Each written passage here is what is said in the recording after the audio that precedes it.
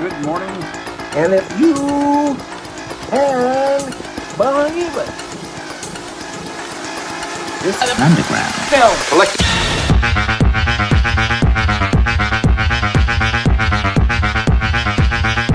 Filter my politics, filters my life.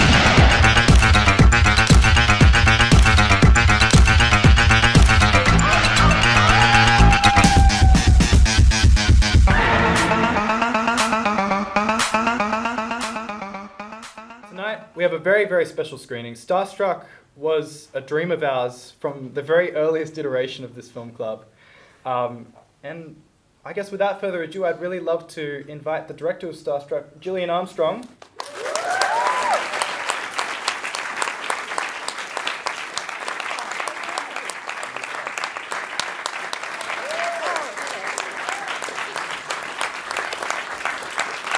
So you don't have a microphone for me? I have to... I'm so sorry, That's right. we're not enough budget for microphones. But there's I've got one there. It's it's the audience. I'm so sorry. I can say I'm absolutely thrilled to be here, and what a great thing they're doing. Films should be about getting people out to see things together and to see things that are different and that you may like or not like. And I'm absolutely delighted. This old film of ours, because the producer and my designer are here tonight.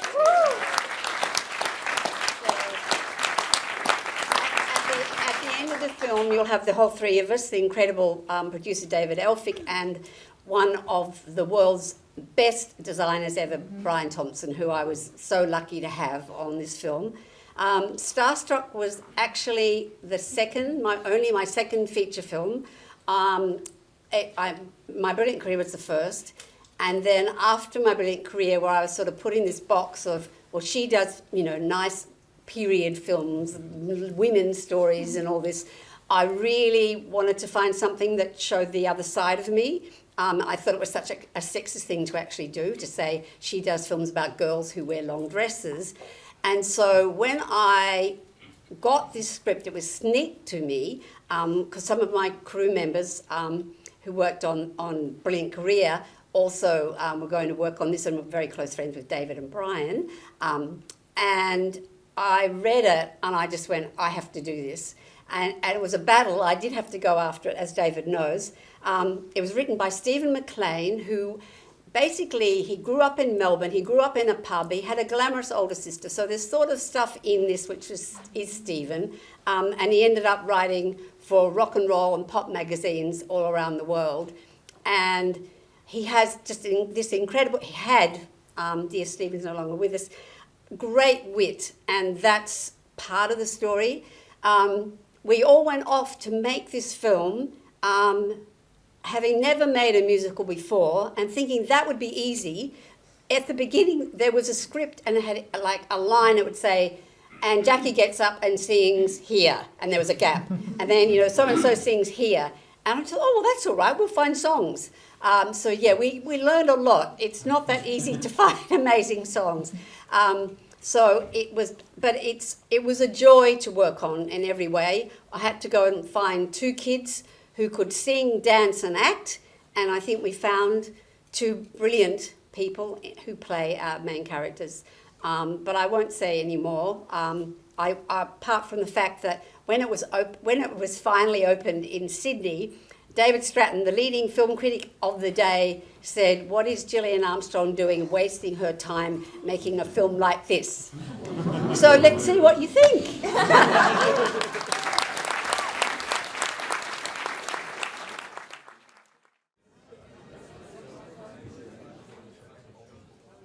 Well, here we go, everybody. That was Starstruck.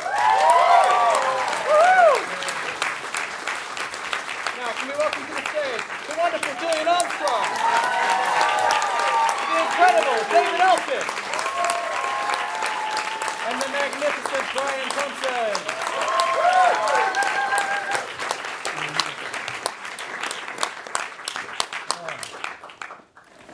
Well, I'm glad you're all still here. You didn't walk out while we went and had a hamburger. What a night, what a moment. This is fantastic. In your intro, you touched on a really exciting point. I wanted to ask you more about this, so I will now in the Q&A. You said that this was a film that you really had to chase it with David. And I was wondering if you, together maybe you could expand on that. And David, I'm sorry because I've told this story in front of David so many times, and he was an absolutely And I'm wonderful. still embarrassed. And he's an absolutely wonderful producer, and none of us would make anything without people like David, who actually can raise the money and then get the distributor to sell it properly.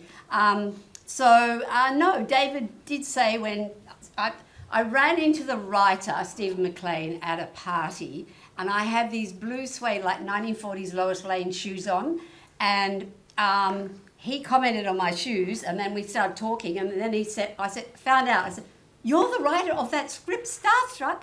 I really, really want to do it." But the producers said no, because I do those girly pictures, with lace and, and I understand that's all you'd seen of me. You didn't know that I was hanging out in all the major rock and underground halls in Melbourne, where the real scene was, before I came to Sydney. And that, I had no interest at all in Outback and girls in period dresses. Anyway, Stephen went to David and said, "I met the director, Gillian Armstrong, and anyone who's got blue suede high heels, well, they're like, 1940s ones, can make my film." And David is so smart. He said, okay. I didn't have a choice. And so it all came from that interaction and from chasing this film. And you were coming from a very prestigious run of My Brilliant Career as well. You were the second. Gillian Armstrong's debut feature was the second Australian film to feature in the official competition at Cannes. Yeah, we were in competition. That was a big deal. We were talking earlier, and you told me that you were the first female to direct a film in this country in 50 years. The last one was a silent film. The McDonough sisters, which you should read about. They're amazing. They wrote, directed, and starred Three Sisters. But you had a lot of eyes on you coming into this film, and I guess... Oh, well, the funniest one, because it connects with David. So David produced...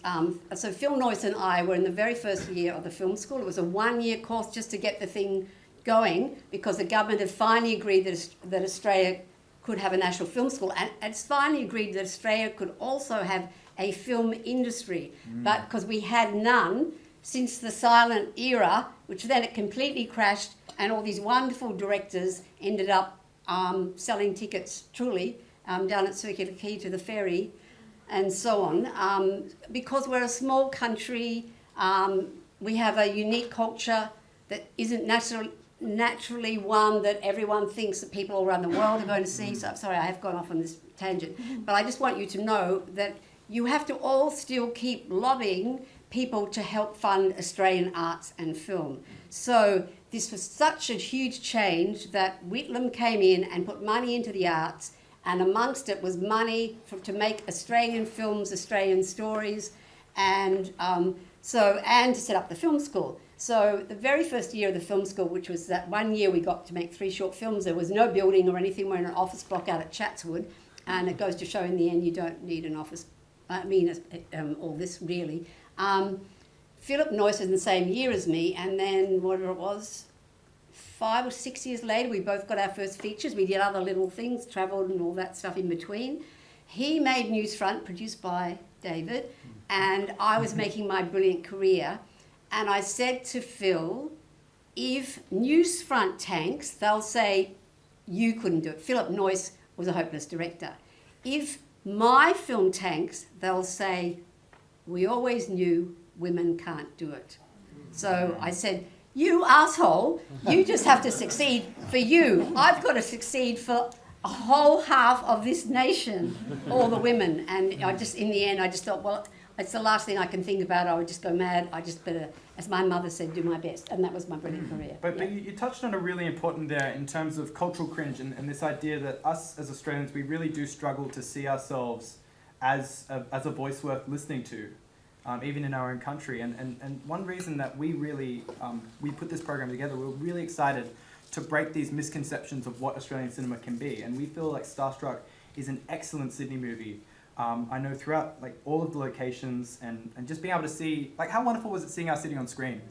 Yeah. It felt special, right? It's a familiar place. Of course, we don't know this version of Sydney. A lot of us weren't around in that time. But it is it's a The magical pub's little still there. landmark. The pub's still there. The pub is still there, and Yeah. that's a great segue to something. Tell us about the inside of that pub, Brian. Oh, well, I was working in the UK and we did a film called Shock Treatment, which was sort of not a prequel or an equal to Rocky Horror, which I'd done a couple of years before. But I was really intrigued by studios. So when David asked me and Gillian asked me to do the movie, I was really keen that we didn't do just like locations.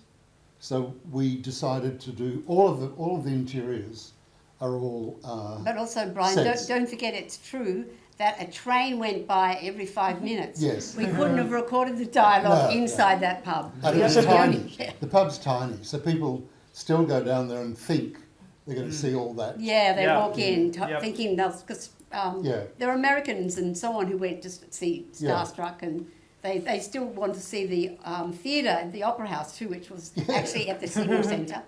Yeah. But the steps were The other there. thing is there are 50 harbour bridges in the film because 82 was the 50th year of the building of the bridge, and Gillian showed them all, which I think is really which I was thrilled by because I've never counted them. What, you watched the film and you sat and counted how many times? no, I you- counted how many we put in. Oh, Because they're all down the corridors, and I think the thing, my favourite shot is at the end when you're inside the opera house looking out at the bridge, and since then I've spent a lot of years doing stuff on the harbour, and on that bridge and things like that. So I think that as a starting film for what Sydney could be, it was a really, really fabulous thing, and. but I think that what I love about, I think Brian is is a genius. I mean, this is the man. Rocky Horror people.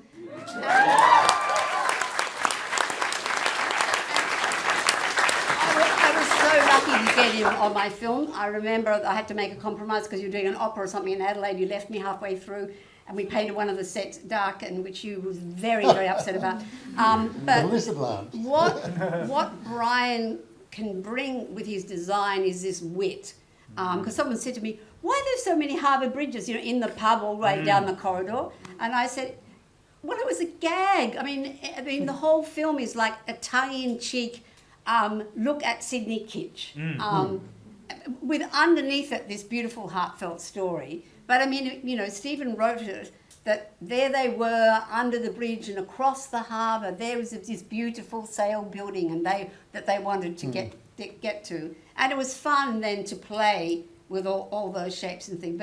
But your design was something that I think really lifts Starstruck and makes it unique and special. You got me, man. I went into that pub and I was very disappointed. No, but I honestly all of you love a motif because you got the cockatoos as well. Yeah. Yeah. And then in the final Starstruck number, they've got the cockatoos on their shoulder, and then you also have that fabulous Luna Park jacket, which I think that was the costume designer, but I'm sure you That would have was- colluded. Luciano They Origi, did collude, yeah. who was the costume designer who went on to production designer film Howard's End. Howard's End, And got the which he Academy won an Award. Oscar for. Yeah. So we were actually working on an opera. We had to go to London to work with the director.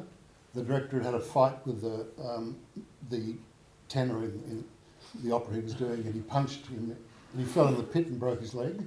So he couldn't travel. So we had to go over and design this opera over there. But Lucci was one of the most adorable, and her name's still up there on. She's 90 on and movies. still designing Yeah, it's producer. wonderful. So she's born in Australia, and then she was working at the BBC in London and came Yeah. back. She actually did all the lace and stuff in brilliant career. She's a brilliant career designer. But it was one of those things, I felt a bit like David. David was nervous about me, whether I was going to be too soft and girly for Starstruck. And I was slightly nervous about Lucci, but she was like so open. She just said, "Oh, I'm going to really pick Brian's brains. I want him to push me to make sure that we make the costumes really brave as well. And you know, the costumes are so brave, and that nobody wore clothes like the stuff in that you see Jackie and Ross in. It's completely unique, which is actually why the film hasn't really dated. There's only the dance scene in the Lizard Lounge was the most 80s looking, and that was the only thing that we had secondary costume done. Terry did, but so you know they were a fantastic team. But talking of breaking legs. So the thing that David will agree that we were most naive about, as I said in the intro, was just getting these songs from musical. So, you know, we had practice in making films, and you do pre-production, you find the locations, people design the costumes, and we've got a musical director. And then we decided not to just get one composer. We put it out because there were so many wonderful Australian bands at that time to say, have you got something which could be... And we said, you know, a happy song, a sad song, and a song called Starstruck, which could be the theme song for the film. And in the end, our musical director actually walked off the film, was it about a month before or something, and said, like, it's all crap, there's nothing. And so David, and from all that they were submitted tapes, so David and I, you split the bag. He took half home and I took the other half. And I'm going, well, I suppose you as well, one after the other listening. And I'm like, oh, that could be happy. Huh? Well, that sounds sad. Huh? And in the end, we got together and I said, David, you know what? There seems to be no such thing as a theme song. They're all so corny, so tacky. Maybe we should just not have a theme song. I mean, why do you have to have the title in the song? Let's just forget about it. Then David... who was very close friends with Michael Gudinski and Mushroom Records, who were putting out our album, right? Said, there's this band that I want you to meet, Jill. They could possibly write a song for us. So he dragged me to see... Counting the Beat, the Swingers. The Swingers at that time. It was the #1 hit at that time. And so you organise a meeting, I go along, and David's talking it up. And was their manager there or something, talking it up? They just sat there silently like this. And David, as we came out, he said, oh, the manager thinks, you know, they'll definitely write us something, but they're going up north to record their next album. And I was like, we're never going to hear anything from this lot. I mean, Phil Judd, who's the lead singer, he couldn't even make eye contact. Anyway, then so we're going through all those little tapes, and we found The Monkey in Me, and then we found maybe the B-side of the Split Ends, Body and Soul, and we were, you know, finding these odd little bits and pieces. And then David gets a call and comes and tells me, says, the drummer's broken his arm. So the band can't record their album. They all got stoned and went horse riding, and he fell off. I didn't ask how he broke his arm. Thank God for drugs. And they said we could write some more songs. And I'm like, and in the past, here I was thinking, this will be the last. You know, we'll never hear from this. And it was only a week later or something. And with the message, they'll write more. There was this tape, and we put it on, and it was a Starstruck song. And I went, wow, that's great. And they've written something, and it's not corny. Yeah. So I found anything, you can write anything. And it just started coming in like this. David Atkins, who was our choreographer, who went on to choreograph Olympics around the world, including, you know, the one in Sydney and so on. I remember him coming into the production office saying, I've got all the lifesavers, they're all turning up for rehearsal of the water polo team from Sydney Uni or something, I think. And he said, I've got no music for them. And I'm like, a tape has just come, David, let me... And we put it on, and it was the music. What's it called? That one where they swim? Tough. Be tough. I'm like... And David and I listening go, it's great, here you go, start. And that's what it was like. We were literally like 3 weeks away from shooting. We had a choreographer, and we literally only had, at that point, 3 songs. And then they just kept coming in day after day. And Mark Moffat, who took over as musical director, was fantastic. Yeah, and got, in the end, And then we Produced the did song. give Molly Meldrum one song to produce, which was I Want to Live in a House. And he took Ross into a recording studio and made him sing it over and over for 24 hours. And, Well, there was one problem. Ross couldn't sing. well, Ross couldn't sing. But it's So great. it's a talking song. It's a I talking- want to live in a house. And it actually, you know, we all thought the same thing, oh God, we'll never get anything out of Molly. I mean, but he did produce one of the number one songs of the 80s or 70s, The Real Thing. The real thing. The Real Thing.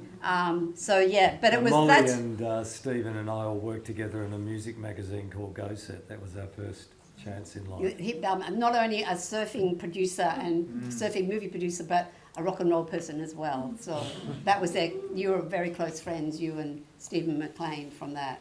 Well, how we got to write it is Stephen, as I said, worked in Go Set, and then he went to England, and I met up with him in England because I just made a couple of surfing movies. You saw the trailers tonight, Morning of the Earth and Crystal Voyager, and Crystal Voyager was opening in London, and Stephen had a party, and then I said, "What are you doing now, Stephen?" He said, "Oh, I'm the correspondent for a hair magazine called Frizz." And it's not doing very well. And I said, "Well, why don't you write something else?" And he said, "Well, I could write this story. I had an auntie who was a barmaid, and her name was Alma Broom. And anyone who's got an auntie called Alma Broom, you're interested in straight away."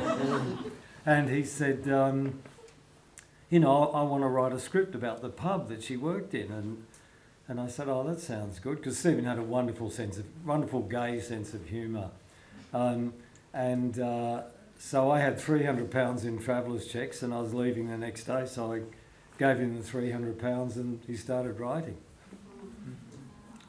It's really incredible to hear how the songs came together, because I guess I had this discovery the other night where there's a scene in the trailer, in the Australian trailer, that isn't in this film, and I asked you about that earlier, and I wanted to hear the story for everyone else. All right, well,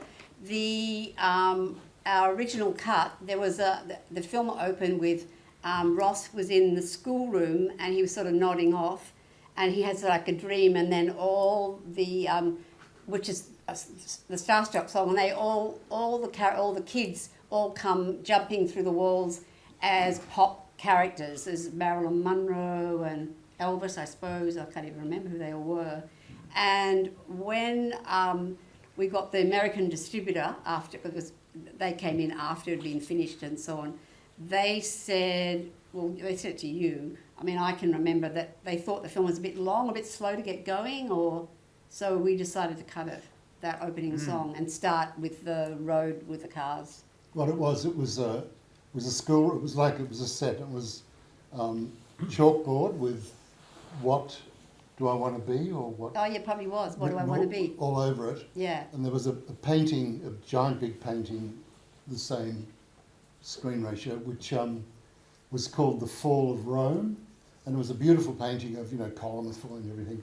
And Ross drove a bulldozer Oh, yeah. through that image. Yeah. So it was.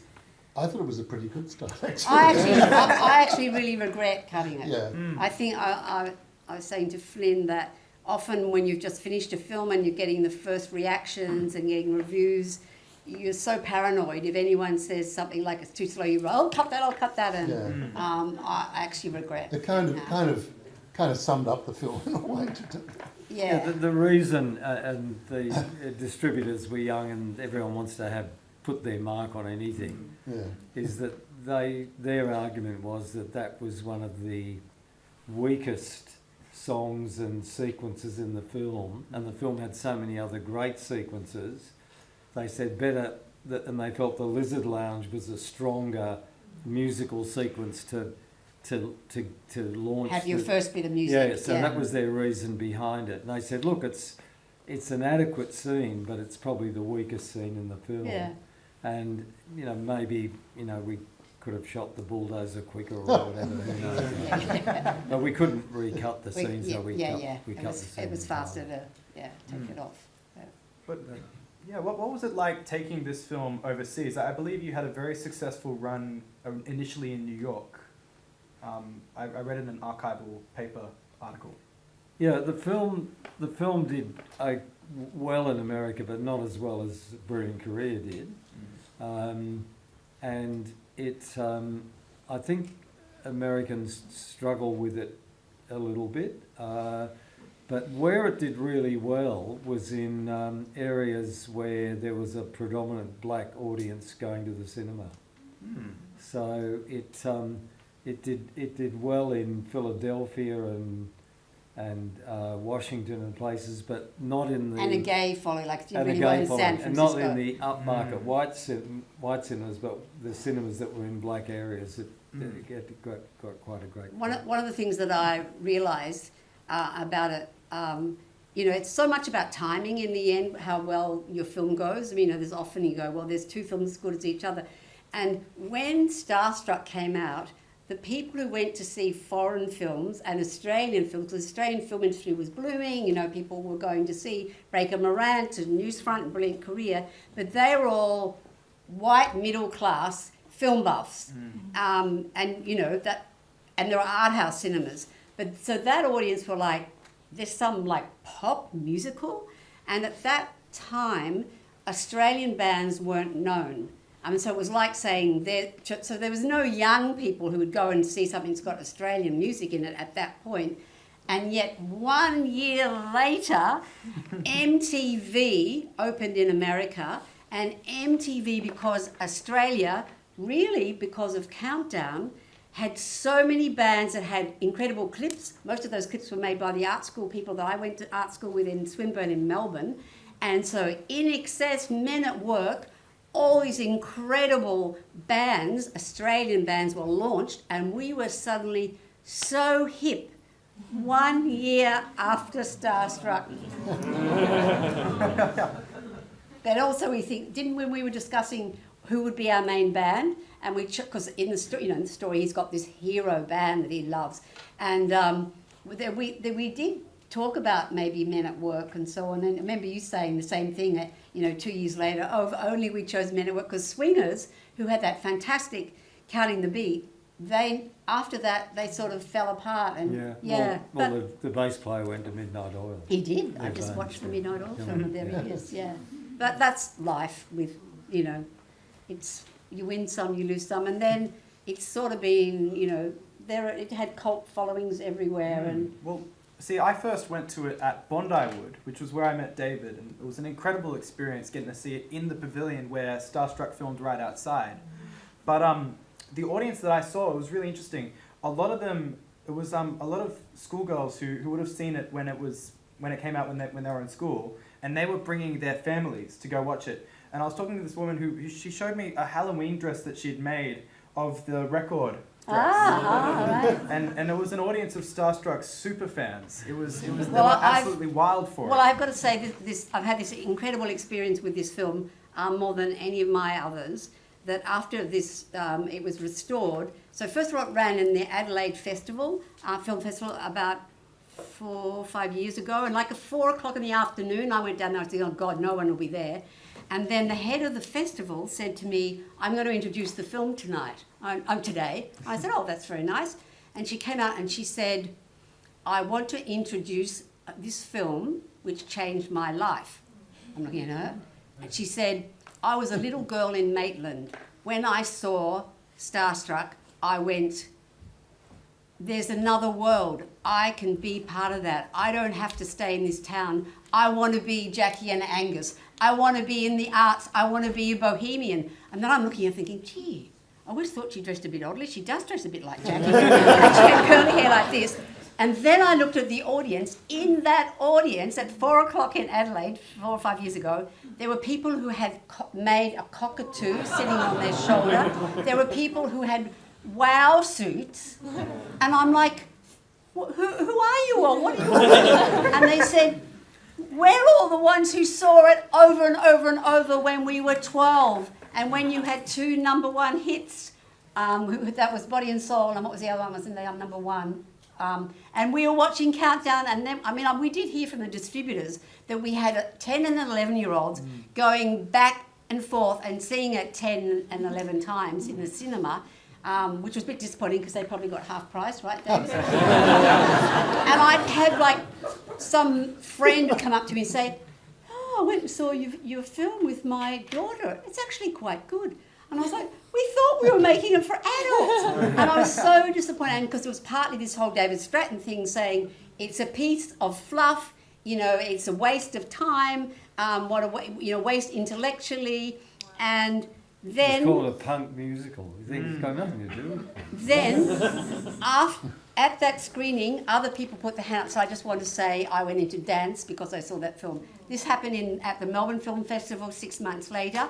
It ended up like a some sort of cult gathering. The microphone went around. People stood up. One guy said, "I was a projectionist in Brisbane and I was secretly gay, and I'd never before seen a gay character on the screen where it didn't matter." I mean, you will not believe this piece of fluff, how many people said, "I went into music, I'm now a music mixer, I became a dancer, an artist, a designer," because that film said, follow your dream, but also be a rebel. I was like, oh my goodness, I can't believe our little rock musical changed people's lives. And they were all like this, like you, and they were all just like screaming and cheering each other. And Molly Meldrum was sitting there crying. I got told it was a cult film, and I thought, oh my God, not another one. I just wanted to work on a hit. Well, it was a long-term hit for those people. Long-term hit. Yeah. They grew up and it's been part of their life. We should be proud. A happy part of their life. But you played a big part in broadening the landscape of what an Australian story could be. You were the first, as we said before, you were the first of many. You had a lot of eyes on you making this film. But right before that, you had just filmed a second installment in your documentary series, right? Yeah. And it's this wonderful documentary series. There are some copies in the AFTRS library, but basically, I'll let you explain a bit more about this series. I'll say it's Australia's 7-Up. But when I did it, I didn't know any. 7-Up hadn't been run on Australian TV. I didn't know about it. It just so happened after I graduated from the film school, and I was trying to get work in the film industry. I was offered a job to make a 20-minute documentary for the South Australian Film Corporation, and they actually did set up a women's unit to do women's stories, and they asked would I do a film about what it's like to be a 14-year-old girl, and it was like my first paid job as a director. And even though I said I never want to do documentaries, I'm like, okay, yeah, I'm happy to do that. And if you're choosing me because I look 14, so I'll blend in with them, that's absolutely fine.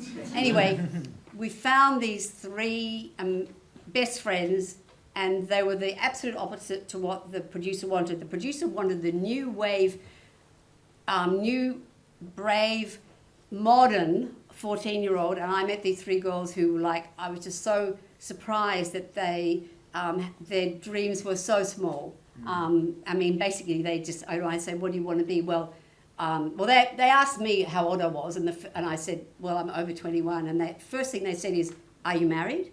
I'm like, no, am I meant to be married by 21? And they said, by 18. And that's when I went back and told the producer, I said, I met these girls and I can't believe it. They all think they've got to be married by 18 and have babies then. And she said, do them. That was Penny Chapman, who's the producer.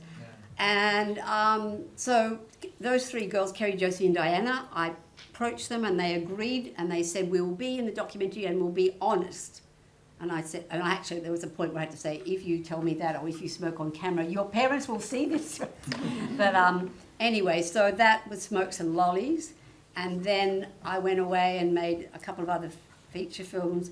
But I kept thinking about them, and I kept thinking about when they're 18, I wonder what did happen. And because they were in Adelaide and I was in Sydney and there was no internet in that time, I didn't know what was happening with their lives. So I managed to, with my agent who'd become a producer, Hilary Linstead, she managed to raise money by telling Channel 7 it was a film about teenage sex.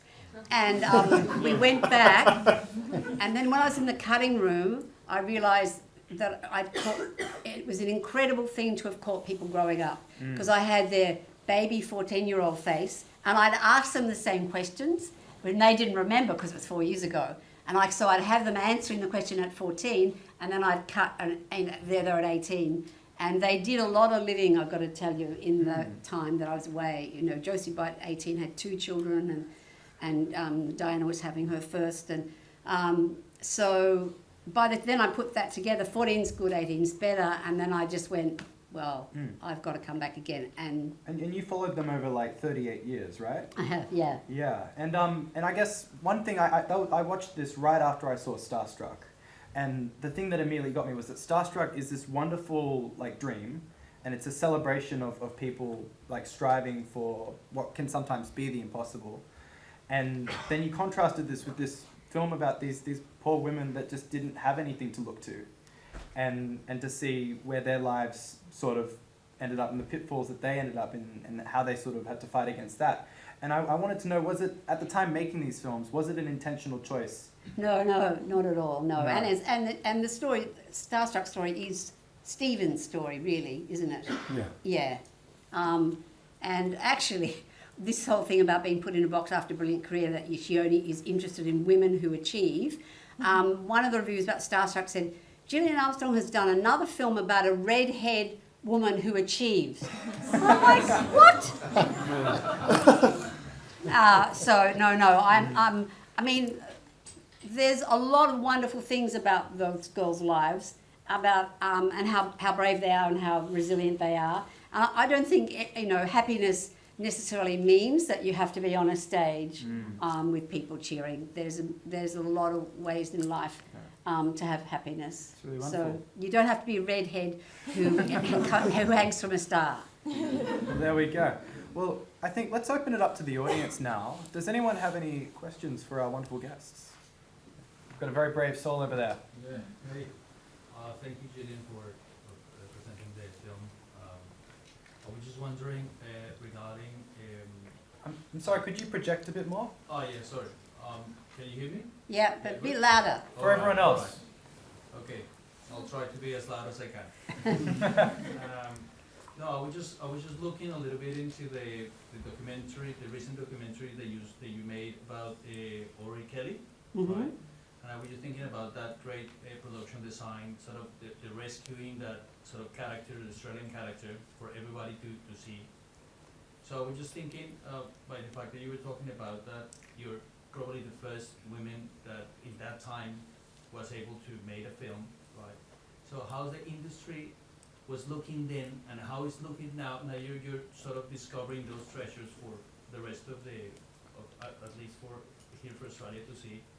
Because I've seen all the time that there's a lot of pushing in the industry to go to be outside, like to go to Hollywood because there's the industry, but there's not much support, I guess, in the Australian industry. I don't know whether support, I think it might be lack of money. So, that's why, a lot of people leave because you have bigger budgets and a bigger support. But it's an interesting mix because, I have done a number of films in America. What was wonderful about working here was the creative freedom, and that really we made these films as a small team. You didn't have 20 executives coming from the studio standing behind my video split on the camera, or having to finally screen like the cut of Little Women or whatever to a room full of men in suits who admitted afterwards it was the last thing they wanted to do, have to sit through that film. So I was so pleased when they all cried in the right way. My husband says they cried about how much money they were going to make when I told that story. So we're a small country. At the moment we're in the middle of sort of change.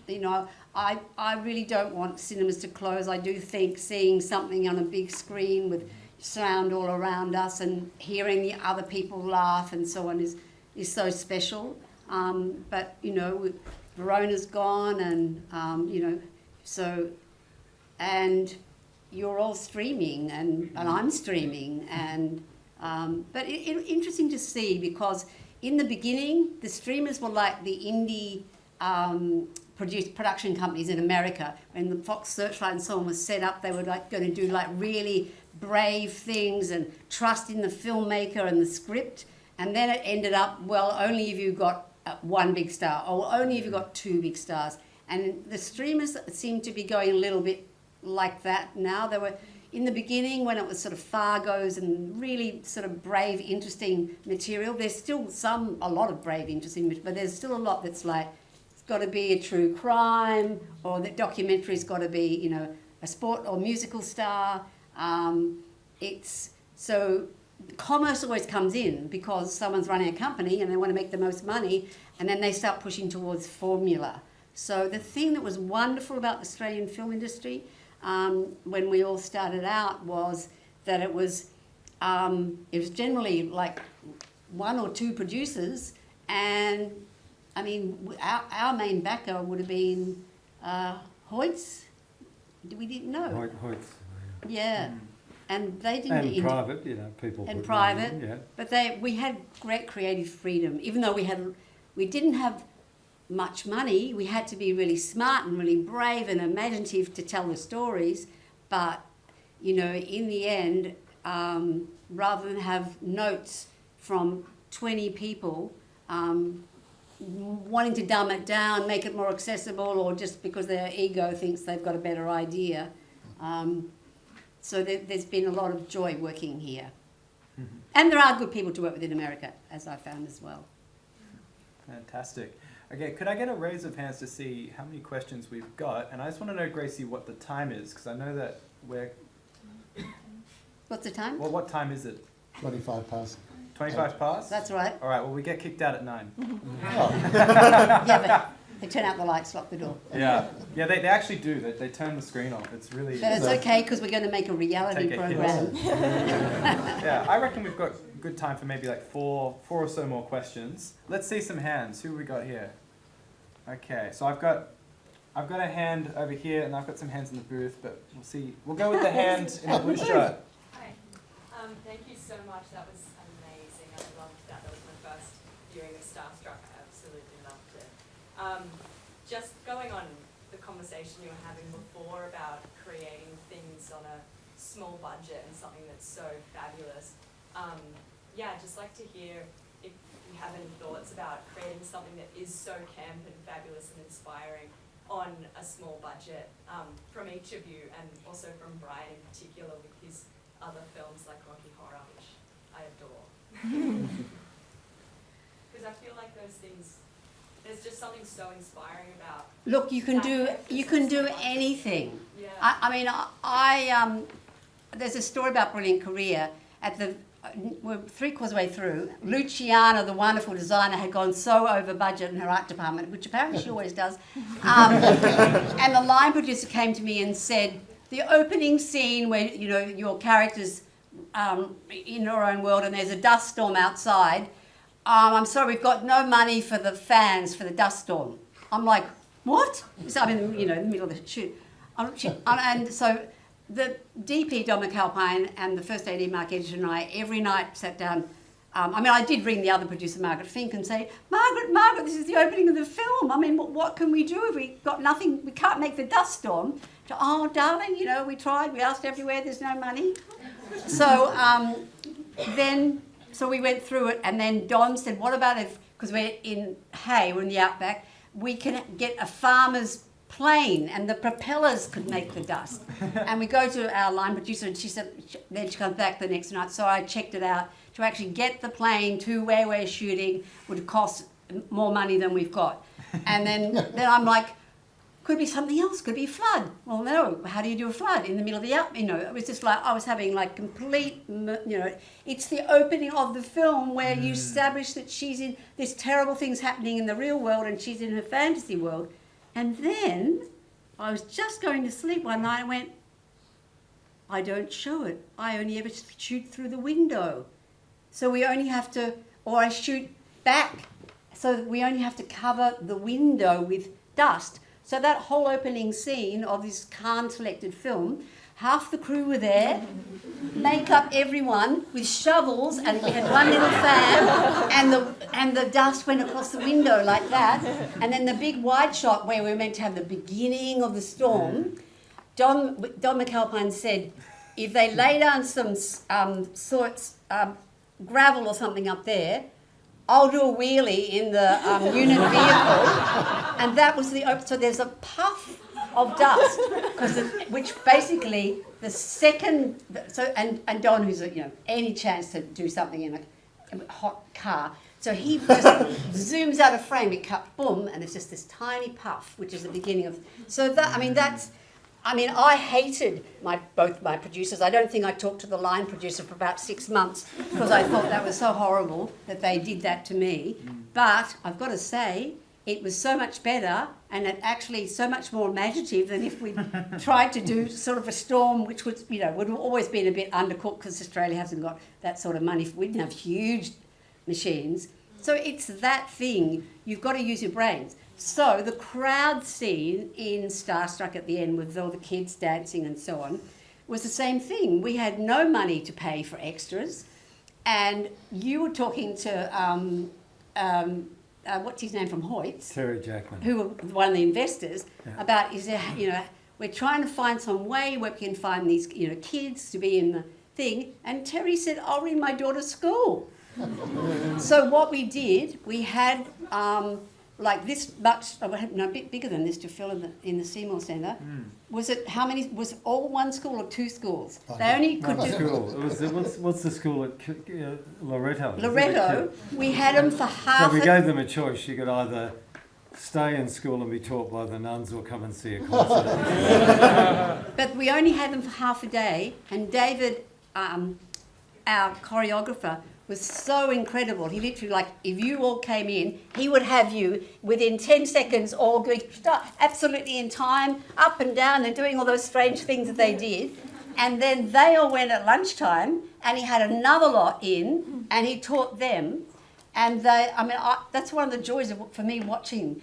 And the thing that was fantastic, as you said, rather than being at school with the nuns, and they had walked into this world where we've got this band all playing and so on. We had extras being around the stage, pretending to be security guards. The security guards in the end were the girls were screaming. All the kids in our band suddenly became pop stars. The girls were trying to get up either side of the band to jump on them and so on. But they were so amazing and so full of life, and but yeah, it cost us very little. They all became method actors, didn't they? They've all turned up at the screenings. I'm often tapped on the shoulder by a grey-haired lady telling me she was in the Starstruck audience, dancing. Yeah, they all come to the screenings. There might be someone here tonight. That's lovely. Well, there's a couple of Rocky Horror. We were given the option of having Mick Jagger and a lot of money, or Tim Curry and no money. And people like me wouldn't be on the Mick Jagger production. So we went for the other option. We had $1 million, which I don't know if that was a lot then, but I don't think it was much. No. But, We had 2, didn't we, for Starstruck? 2.5. 2.5 million. we had And we went over budget. That was all Lucci. we had It was a song. we had we had the executives from Fox arrive when we were doing the dining scene, and they came in and their jaws literally hit the floor. And one of them wanted to talk to me about, the way that I dressed the whole thing, and I said, well, I'm really interested to hear how a transvestite alien would dress their dining scene. So please go right ahead. And the other sort of a money saving thing, we were doing the scene where Dr. Scott has to come into the laboratory, and at that time Jim and I things were a little bit tense, and I think the 4th assistant director came over and said, Jim says, where's the secret doorway for the lab? And I said, well, there isn't one. And then I said, as far as I'm concerned, you can push him through the effing wall. And that's what we did.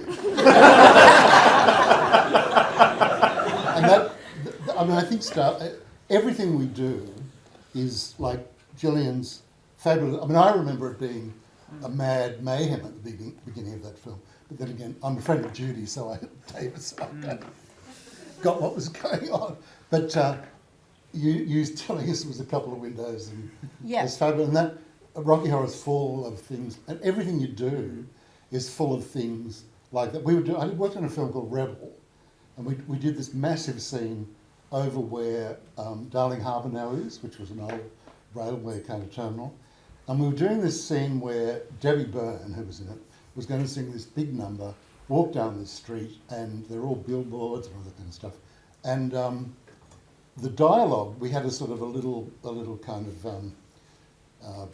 coffee place there, and the guy said to her, "How's Steve?" And she said, "He's fine." Then she went down and did the song. And the continuity girl was running around saying, "Steve's dead." Steve had died. And so when it was realised, we were told, you can't redo the scene. So what we did, we went back the next night, and everybody on the crew had to get dressed up in various costumes and walk. Oh, to be the extras. Yes. All right. We weren't allowed to have any money to film the scene, because anyway, it was cut from the film, so there. But yeah, no, you've got to be creative, and sometimes you've always got to be more ambitious than your budget. Yeah. Yeah. All the filmmakers here know that. Yeah. However much money you've got, your idea's got to be bigger than the money you can raise. Well, I mean, that's Newsfront, right? Yeah, well, Newsfront was made for $500,000. But you've got all the spectacles in there because, and I'll let you tell that.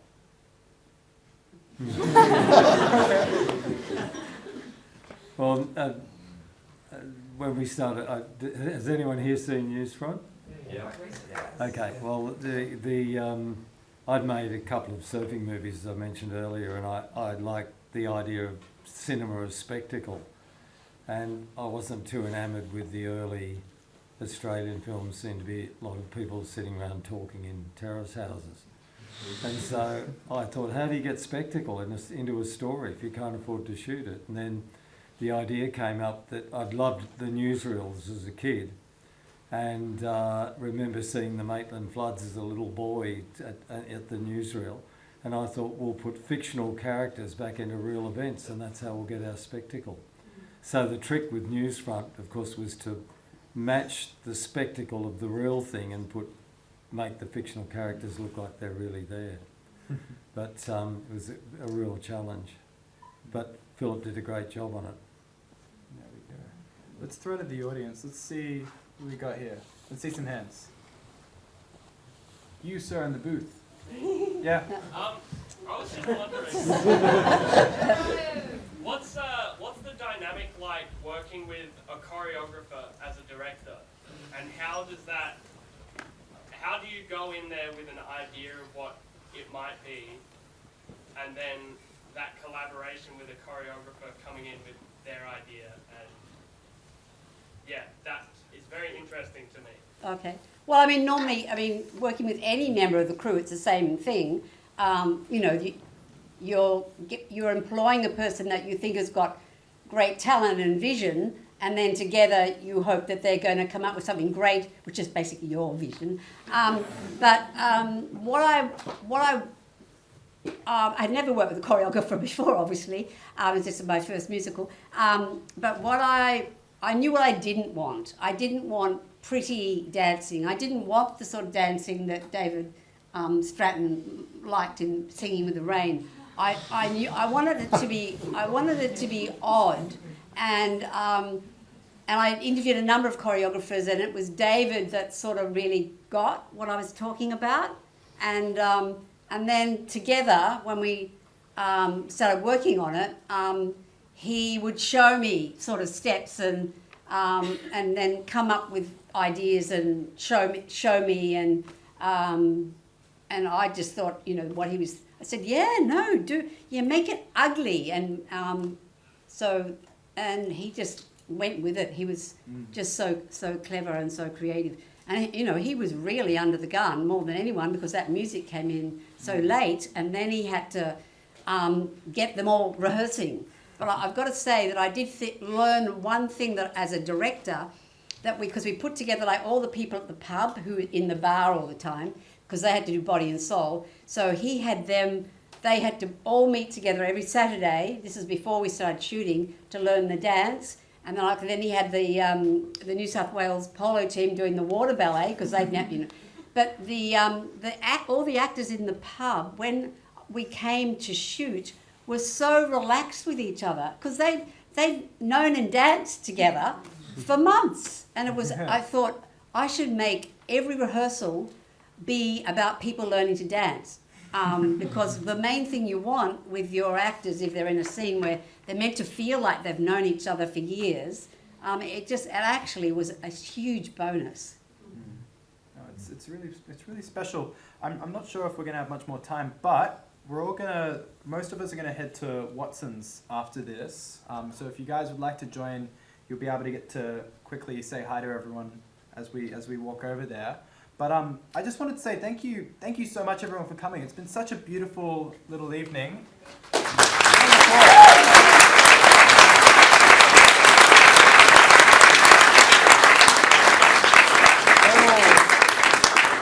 guess we're all here together tonight because David let us show the movie, which is very special and I'm very grateful.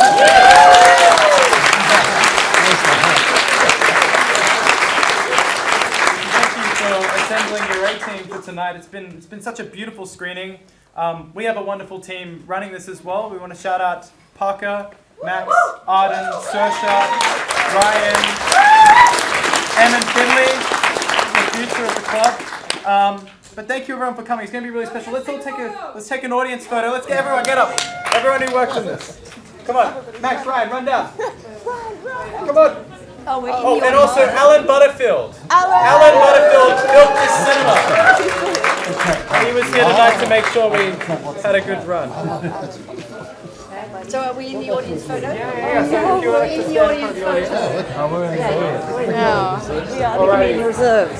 Do we have to kneel? Oh, yeah, we're blocking people. We'll crouch down. Yeah, I'll pull the chairs around maybe. I've got titanium knees. Sorry. Can I sit there? Oh, yeah, you sit there. Oh, we can sit down in the Oh, we got the microphones there. Can we move those? Can we move the microphones? I can lean around a microphone. Okay. You can be. Oh, I can squeeze it away, the microphone. So the microphone's in the middle. Oh, I don't want to break anything. To be honest. Alan comes back with destroyed all his stuff. I'm just going to put this on the floor. Okay. They can be down there. All right, okay. Get it on the floor. I'm just going to rest that there. Now let's kneel. We'll go here. Oh wow. Someone can sit in front of this. It looks weird. Are they part of our club? Yeah, they're part of it. Alright, everyone ready? Woohoo! We'll have to go Starstruck. Yeah, ready? Amalia. Amalia. Okay, now everybody do jazz hands and